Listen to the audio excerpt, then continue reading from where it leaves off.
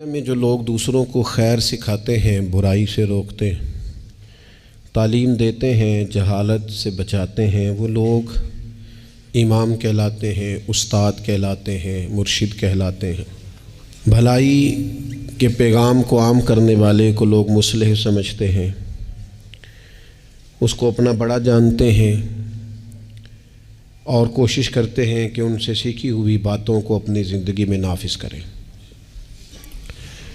اللہ تبارک و تعالیٰ نے اس ساری امت کو یہ فرمایا ہے، ساری امت کو، کہ تم اس لیے بہترین امت ہو کہ تم نے لوگوں کو خیر کا حکم دینا ہے، تم نے لوگوں کو برائی سے بچانا ہے۔ کنتم خیر امت اخرجت للناس، فرمایا تم بہترین امت ہو، لوگوں کی بھلائی کے لیے تمہیں پیدا کیا گیا ہے۔ تأمرون بالمعروف وتنہون عن المنکر، تم لوگوں کو معروف کا حکم دو گے اور منکرات سے منع کرو گے۔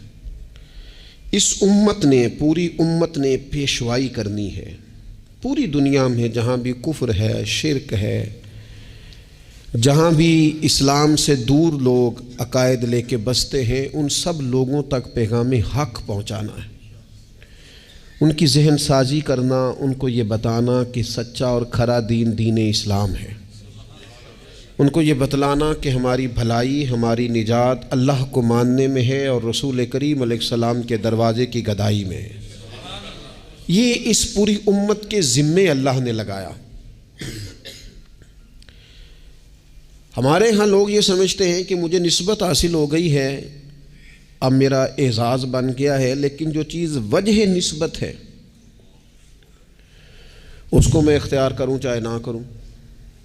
استاد بڑا باعث افتخار ہے، پر اس کی وجہ عزت یہ ہے کہ وہ پڑھاتا ہے، اور اگر وہ پڑھائے ہی نہ، وہ کہے جی میں استاد ہوں میری عزت کرو، بھئی آپ کا جو منصب ہے وہ بھی تو پورا کریں آپ۔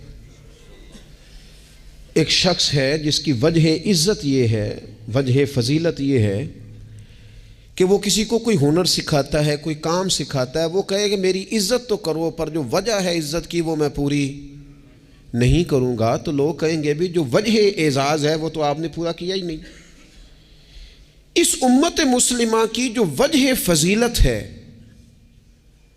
وہ سب سے پہلی تو یہ ہے کہ یہ رسول پاک کی امت ہے، یہ سب سے پہلا اعزاز ہے، اور دوسری اس کی جو فضیلت اللہ کے قرآن نے بیان کی وہ یہ کی کہ تأمرون بالمعروف، یہ لوگوں کو بھلائی کا حکم دینے والے لوگ ہیں، وتنہون عن المنکر، اور یہ لوگوں کو منکرات سے، بری چیزوں سے، بری باتوں سے روکنے والے ہیں۔ اس امت نے غلبے کا کام کرنا تھا، دنیا پہ دین کے جھنڈے کو بلندی دینی تھی۔ ہمارے ہاں جو ہمارا دین ہے نا، اسے ہم نے بطور مذہب کے لیا ہے، بطور دین کے نہیں۔ ہم دین اسلام کو مذہب کے طور پر لیتے ہیں، نماز پڑھنا، روزہ رکھنا، شادی کا موقع آ گیا تو چلو باقی سارے کام اپنی مرضی کے، اور نکاح ضرور کرنا ہے، ایجاب و قبول کرانا ہے دینی طریقے پر، اچھی بات ہے۔ ہم اس کو بطور مذہب کے لیتے ہیں، بطور دین کے نہیں۔ یعنی ہم کہتے ہیں کہ ہم مسجد کے اندر تو اسے قبول کریں گے، لیکن جب دینی طور پر قبول کریں گے نا، پھر ہم مطالبہ کریں گے کہ کچہری میں بھی رسول اللہ کا دین ہونا چاہیے۔ پھر ہم نفاذ کی بات کریں گے، پھر ہم اس کے غلبے، هو الذی ارسل رسولہ بالہدی والدین الحق، یہ دین ہے، والدین الحق لیظہرہ علی الدین کلہ۔ اللہ فرماتے ہیں یہ رسول ہم نے اس لیے بھیجے ہیں دین حق دے کے، تاکہ اس دین کو سارے دینوں پر غالب کر دیں، اس کا غلبہ ہو۔ ہمارا کفر کے ساتھ یہ طریقہ ہمیشہ یہ رہا، غیروں کے ساتھ، کہ بھئی دین ہمارا چلے گا، تم ہمیں جزیہ دو، اپنے مذہب کے مطابق تم کرو پوجا پاٹ معاذ اللہ جو تم نے کرنی ہے، اگرچہ وہ درست نہیں ہے۔ لیکن اب کیا ہوا ہے؟ اب یہ ہوا ہے کہ نظام ان کا ہے ہر جگہ پہ، اور ہمیں یہ کہا گیا ہے کہ نماز پڑھو کوئی حرج نہیں، روزہ رکھو، زکوٰۃ دو، خدمات کرو، لیکن جو نظام ہے ارسل رسولہ بالہدی والدین الحق لیظہرہ علی الدین کلہ، وہ ہمیں کہتے ہیں کہ نظام ہمارا رہے گا، امریکہ، افریقہ، برطانیہ میں نماز پڑھنے پر تو کوئی پابندی نہیں، لیکن وہ آپ کو آپ کے قانون کے مطابق نفاذ دین کی اجازت. اور یہاں بھی یہ حال ہے. ہمارا سیاستدان کیا کہتا ہے مولوی نماز پڑھے، کون منع کرتا ہے؟ بڑی مسجد بنائے، لیکن سیاست کی بات نہ کرے، وہ غلبے کی بات نہ کرے، وہ اسمبلی میں دین کی بات نہ کرے.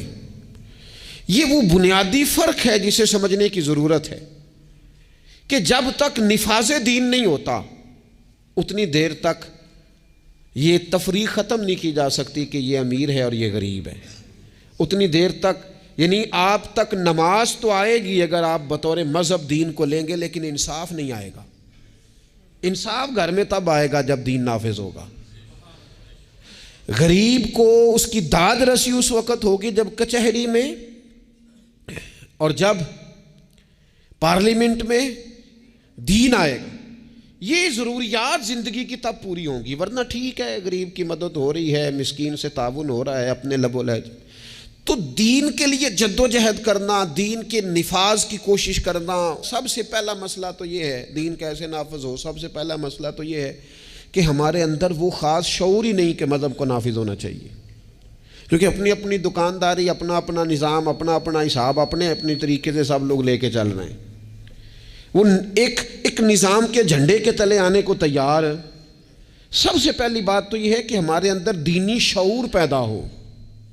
ہم پسند کریں اس بات کو کہ اگر نبی پاک نے سادہ کھانا پسند کیا تو ہمیں بھی سادہ پسند ہے. ہم پسند کریں اس بات کو کہ اگر حضور نے فرمایا ہے کہ سادی بارات جائے گی، تھوڑے سے لوگ ہوں گے، نکاح آسان ہوگا، وہ برکت والا ہوگا، تو ہمارا یعنی وہ جو ہمارے اندر چیز پنپتی ہے نا کہ میں مطلب چاہ کرنا ہے میرے منڈے دا بیاہ ہے، وہ پنپے نہ، وہ خواہش نہ پیدا ہو. سب سے پہلی بات تو یہ ہے ہم کہیں یار میں اسی طرح بیٹی کا بیاہ کروں گا جس طرح مدینے والے نے سیدہ فاطمہ کا کیا ہے. ہم اسی طرح نکاح کو رواج دیں گے جس نکاح کا رواج نبی پاک نے مولا علی شیر خدا کے لیے پسند فرمایا ہے. یہ جب پہلی بات تو یہاں اپنے آپ کو کھڑا کرنا بڑا ضروری ہے. یہاں نہیں کھڑا کر پاتے. اگر پیسے ہاتھ نہیں آئے تو چلو ٹھیک ہے ہم سادے ہو گئے، اگر آ گئے تو یاد رکھو فقیری میں فقیری کرنا کوئی کمال نہیں، کرنی پڑتی ہے، مجبوری ہوتی ہے. فقیری میں فقیری کوئی کمال نہیں. کمال تو یہ ہے کہ تو بادشاہی میں فقیری کرے، تیرے پاس لاکھوں پڑے ہوں پر تیرا مزاج فقیرانہ ہو. کروڑوں اربوں تو خرچ کرنے کی طاقت رکھتا ہو لیکن تو کہے نہیں میں مزاج فقیر. سلام اس پر کہ جس نے بادشاہی میں فقیری کی، سلام اس پر کہ جس نے بے کسوں کی دستگیری کی، سلام اس پر کہ جس نے بادشاہی میں فقیری کی. نبی پاک علیہ السلام نے بادشاہی میں فقیری کی، حضرت ابو بکر نے بادشاہی میں فقیری کی، حضرت سیدنا عمر فاروق نے بادشاہی میں فقیری کی، کروڑوں خرچ کرنے والے عثمان غنی. لیکن سیدنا عثمان غنی کی شان یہ ہے کہ جب خطبہ دینے کے لیے منبر پہ بیٹھتے ہیں تو کرتے پہ بھی پیوند ہیں اور ان کی تہمت پر بھی پیوند ہیں اور ان کی پگڑی بھی پرانی ہے. تو لوگوں نے کہا یہ کیا ہے؟ تو کہا یہ وہی ہے جو ہمیں مدینے والے رسول نے سکھایا ہے. وہ خرچ کرنا ہے دوسروں پر، وہ سارے کا سارا اپنے اوپر اعلیٰ آسائشیں حاصل کرنا اور پتہ نہیں کہاں سے کہاں نکل جانا. حضرت مولا علی شیر خدا امیر المومنین ہیں، لیکن کوفے کی جامع مسجد کے باہر کھڑے ہو کے کہتے ہیں میری زرہ خرید لو، طامت زیادہ پرانی ہو گئی، اب تو پیوند کی جگہ بھی نہیں رہی، اگر پیسے ہوتے تو میں زرہ نہ بیچتا. یہ بادشاہی میں فقیری ہے. یہ کون ہے؟ یہ علی کون ہے؟ یہ حسنین کون ہیں؟ یہ دنیا کے باغ کے مالک نہیں، یہ تو جنت کے مالک لوگ ہیں. لیکن بادشاہی میں فقیری ہے. ایک تو یہ ماحول بنائیں کہ دین کو بطور دین قبول کریں، جس کو تجارت نہ بنائیں کہ میں نفل پڑھوں گا تو میرا کام صحیح چلے گا تو میں فلانا کام کروں گا. عبادت کو عبادت رہنے دیں. اگرچہ تسبیحات گننا جائز ہے لیکن ہر وقت اپنی نیکیاں گنتے ہی رہنا اور کانوں میں بتا دینا کہ آج میں 4,500 پڑھے ہے، یہ بھی ٹھیک. زاہدوں نے یہ عجب کام کیا، اب بس ہے نا کہ تسبیح کے دانوں سے جو کام لیا، چاہیے تھا نا کہ بے شمار پکارتے تجھ کو. اور یہ بھی کوئی بات ہے گن گن کے تیرا نام لیا، گن گن کے تیرا نام لیا. وہ جو دیتا ہے وہ بھی کبھی گنا ہے، لیکن اس کا نام بھی لینا تو پہلے گن لینا. یہ کیا بات ہوئی؟ میں نے کہا گننا جائز ہے، لیکن اس گننے میں اپنے آپ کی بڑھوتری بیان کرنا کہ میں بڑی شے ہوں، میں نے اتنا پڑھا، یہ درست نہیں ہے۔ تو میرے عزیز، ایک تو دین کو نافذ کریں، اپنی طبیعت جی دین جو کہتا ہے نا۔ خواجہ صاحب نے خط لکھے ہیں کچھ 8 خط میں نے خواجہ صاحب کے پڑھے ہیں جو خواجہ قطب الدین بختیار کاکی کے نام ہے۔ ان خطوں میں نا ایک خط خواجہ صاحب نے اس طرح لکھا ہے اپنے مرید کو، کہتے ہیں خواجہ قطب الدین صاحب کو، کہتے ہیں پتر درویش کی مرضی کوئی نہیں ہوتی، درویش کی مرضی ساڑی تے ہے وے نا، چونکہ اسی درویش نہیں نا، ساڑی تے ہے نا، سویرے ناشتہ مرضی دا، دوپہر کو کھانا مرضی کا، آنا تو مرضی کا، جانا تو، پہننا تو مرضی کا۔ اور میرے صاحب کے پاس ایک شخص نے آ کے کہا حضور جو میں چاہتا ہوں وہ ہوتا نہیں، تو حضرت صاحب فرمانے لگے یہ تو خدائی دعویٰ ہے، جو چاہے ہو جائے یہ تو اللہ کی شان ہے۔ اتنی بڑی بات تو نے کر دی کہ جو چاہتا ہوں ہوتا نہیں، یہ تو رب کی شان ہے کہ رب جو چاہتا ہے وہ، تو بندہ ہے، تو اتنی بڑی بات کیوں کر رہا ہے؟ خواجہ معین الدین چشتی رحمۃ اللہ علیہ خواجہ قطب صاحب کو خط لکھتے ہیں اور فرماتے ہیں پتر درویش کی مرضی نہیں ہوتی۔ حضور کیا مانا؟ تو فرمانے لگے درویش کی وہی مرضی ہوتی ہے جو اس کے رب کی مرضی ہوتی ہے۔ ہم جب خود مذہب پہ عمل کریں گے تو لوگوں کو اندازہ ہوگا کہ مذہب عمل کے قابل ہے، دین عمل کے، لیکن خود تو عمل کر ہی نہیں رہے۔ ہر موقع پر برادری سامنے، ہر موقع پر رسم و رواج سامنے، تو دوسروں پر دین کیسے نافذ ہوگا؟ تو کہیں سے شروع کریں۔ دوسری بات یہ ہے کہ اشاعت علم بڑا ضروری ہے۔ دین کی جو بنیادی اور ضروری تعلیمات ہیں، دیکھیں کسی شخص کو کی روزی روٹی ٹھیک کر دینا بھی بڑی بات ہے، لیکن اس کو علمی طور پر مضبوط کر دینا، اس کو اللہ والا کر دینا، اس کا توکل مضبوط کر دینا، اس کے مزاج میں صبر پیدا کر دینا، حوصلہ پیدا کر دینا، خودداری پیدا کر دینا، عزت نفس اس کی طبیعت میں ڈال دینا، یہ اس کی جو خدمت ہے نا، یہ والی، یہ بہت بڑی خدمت کہ آپ نے کسی بندے کو اخلاقی طور پر دینی، روحانی اور مذہبی مزاج دے دیا۔ رسول اللہ صلی اللہ تعالیٰ علیہ وسلم کے زمانے میں صحابوں کے پاس کروڑوں اربوں خربوں روپے نہیں آئے تھے، ان کے پاس کیا آیا تھا؟ خلق محمدی کا رنگ آیا تھا ان میں، صلی اللہ تعالیٰ علیہ وسلم۔ اس کو سیکھنے، سمجھنے اور عمل کرنے کی عادت، لوگوں میں پیغام دین اور اشاعت علم، یہ بڑا ضروری کام ہے، اور انسان ساری زندگی سیکھے۔ ابھی بھی قرآن مجید اللہ کے فضل سے کئی دفعہ موقع ملا اس کو ترجمے تفسیر کے ساتھ، مختلف تفاسیر کے ساتھ سارا دیکھنے کا، لیکن ابھی بھی بعض اوقات پڑھتے ہیں تو کچھ آیتوں کا نیا معنی سمجھ میں آتا ہے۔ کئی دفعہ پڑھنے پر چیز نہیں کھلتی اور دوبارہ پڑھی ہے تو کھل گئی ہے۔ حضور علیہ السلام نے فرمایا میرا قرآن کبھی پرانا نہیں ہوگا، جب بھی پڑھو گے تازہ ہی مزہ دے گا۔ ایک تو مزاج علمی بنائیں، دوسری بات یہ ہے کہ ڈیلیور کرنے کا مزاج ہو، دینے کا مزاج ہو۔ امت مسلمہ دیتی ہے، یہ کشکول طلب دراز نہیں کرتی۔ دکھ سنانا ہر وقت یہ مزاج پیدا کرنا کہ بڑی غریبی، بڑی آزمائش، بڑی پریشانی ہے، اس سے تو بندہ کمزور ہو جاتا ہے۔ طبیعت اس طرح کی ہو کہ کوئی سیکھ لے، کوئی سمجھ لے، کوئی اس کے اندر چیز پیدا ہو جائے، اپنی خودی کو، خودداری کو بیدار رکھنا اور کسی کا نفع کرنے کی کوشش کرنا۔ حضرت عمر فاروق رضی اللہ تعالیٰ عنہ سفر کر رہے تھے، ایک بوڑھے کو بھیک مانگتے دیکھا، اسے پہچان لیا، فرمایا تو فلانا فلانا یہودی نہیں؟ یہودی۔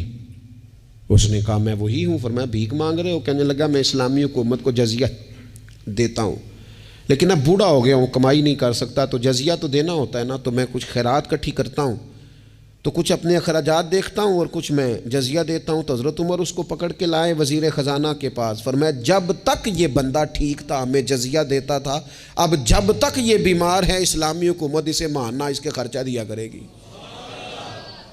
یہ امت تو دینے والی ہے، اس کو ماہانہ خرچ ہم دیں گے۔ وہ شخص کہتا ہے ساری عمر جزیہ دیا تھا، قریب رہے تھے، وہ اثر نہیں ہوا، اور حضرت عمر کی یہ بات ایسی اثر کر گئی، میں نے کہا حضور یہودی بن کے ضرور میں نے خیرات لینی ہے، آپ میرا ہاتھ پکڑے نا، مجھے کلمہ پڑھائیں، ہم اس مسئلے کو ہی ختم کریں، یہ تفریق ہی ختم ہو۔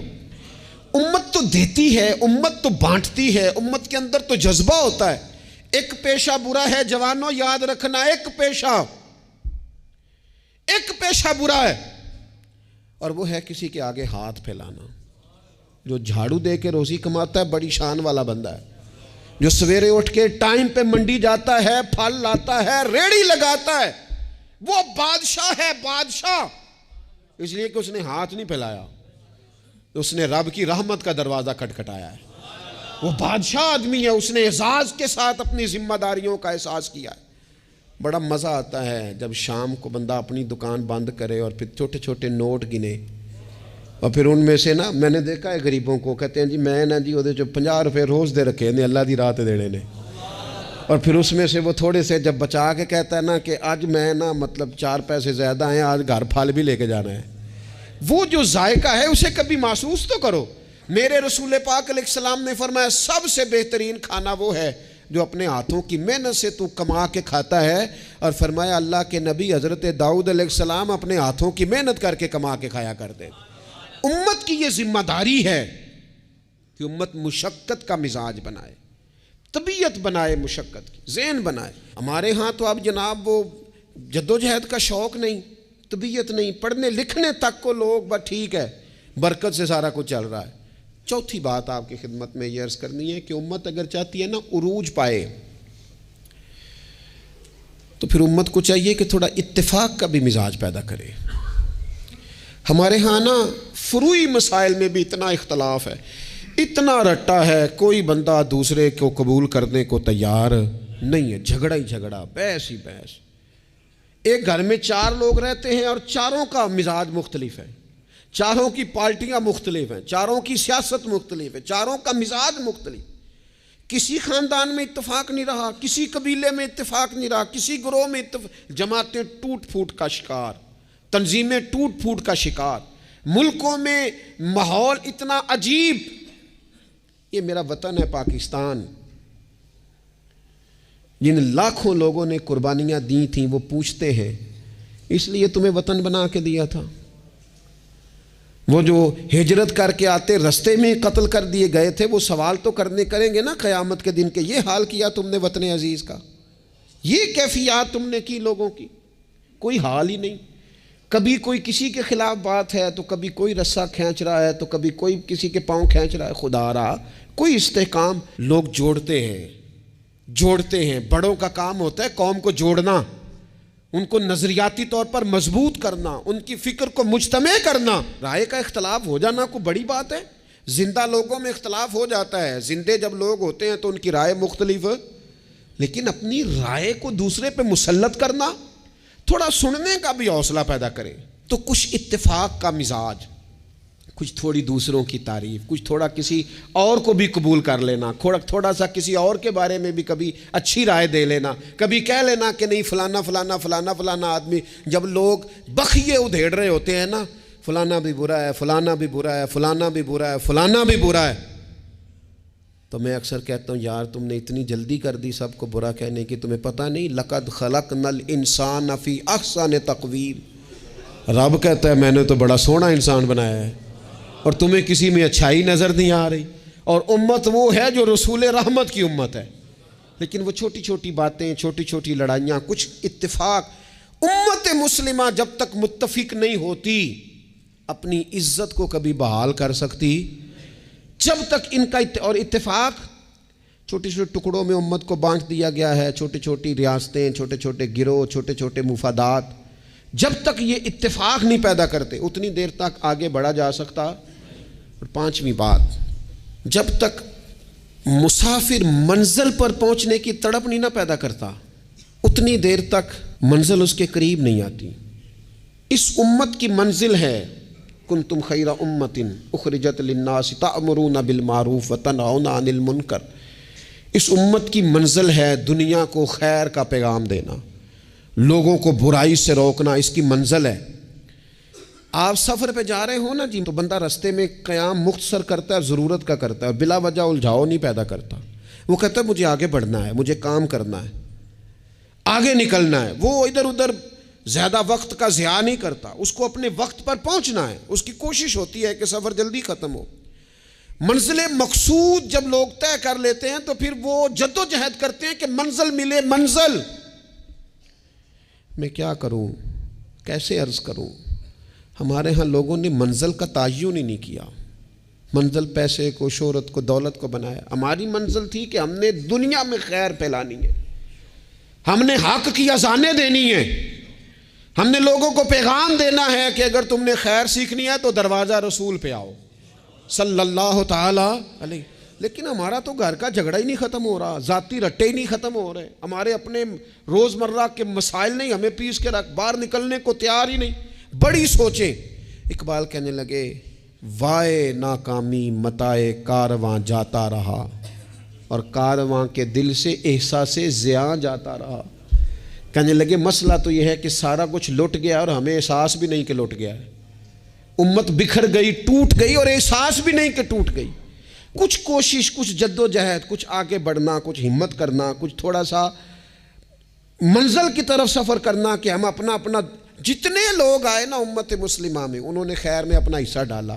حضرت صدیق اکبر، فاروق اعظم، عثمان غنی، مولا علی، سعد بن ابی وقاص، حضرت ابو عبیدہ بن جراح، جناب معاذ بن جبل، حسنین، کریمین، آگے آئیے حضرت عمر بن عبدالعزیز، امام بخاری، امام مسلم، امام ترمذی، امام اعظم، امام احمد بن حنبل، امام شافعی، اعلیٰ حضرت بریلوی۔ آپ دیکھیں لوگ اپنے اپنے دور میں اپنا حصہ ڈالا، وہ دین کا پیغام دور کے تقاضوں کے مطابق سناتے گئے۔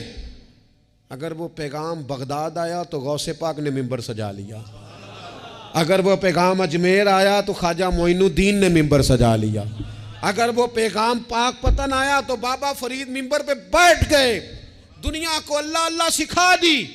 اگر وہ پیغام لاہور آیا تو سید حجویر مخدوم امم، گنج بخش فیض عالم، مظہر نور خدا، ناکسارا پیر کامل کامل آرا، رہنما وہ اذانیں دیتے رہے، اپنے اپنے حصے کی ڈیوٹی کرتے رہے۔ اب میری اور آپ کی باری آئی، سو کے وقت نہ گزار دینا، دیکھنا سوتے سوتے اسرائیل نہ آ جائیں، دیکھنا کھانے پینے کے سفر میں ہی زندگی تمام نہ ہو جائے، دیکھ لینا پروگرام بناتے بناتے ہی سانسیں ٹوٹ نہ جائیں۔ اقبال تڑپ کے کہنے لگے، حضور کی بارگاہ میں کہنے لگے میری زندگی کا مقصد تیرے دین کی سرفرازی، میں اسی لیے مسلمان، میں اسی لیے مسلمان، میں اسی لیے مسلمان، میں اسی لیے نمازی۔ یہ سارا کچھ جو کچھ ہے یہ بلندی دین کے لیے، سربلندی مذہب اسلام کے لیے۔ اپنے اندر جو کوئی کچھ کر سکتا ہے وہ جد و جہد پیدا کرے۔ سب سے پہلی بات تو یہ عرض کی ہے کہ اپنے اندر دین کا شعور پیدار کرے، علم دین کا مزاج بنائیں، بادشاہی میں فقیری کی طبیعت پیدا کریں، امت کو جوڑنے کی بات کریں، کم از کم فروعی اختلافات کو تو چھوڑیں۔ اور پانچویں بات یہ ہے کہ جو کوئی کچھ کر سکتا ہے وہ کرے، آگے بڑھے۔ ایک بندے کو نمازی بنا سکتا ہے تو اسے بنائے، ایک کو قرآن مجید کی تعلیم کے قریب کر سکتا ہے تو کرے، لوگوں کو بتائے کہ یہ گناہ، یہ میل کچیل، یہ مومن کی شان ہی نہیں، مومن کا کردار، اس کی عظمت اس کے نام سے واضح ہے۔ حضور والے جو ہیں وہ تو لفظ سے واضح ہے کہ یہ کون لوگ ہیں۔ میری زندگی کا مقصد تیرے دین کی سرفرازی، میں اسی لیے مسلمان، میں اسی لیے نمازی، وما علینا الا البلاغ المبین۔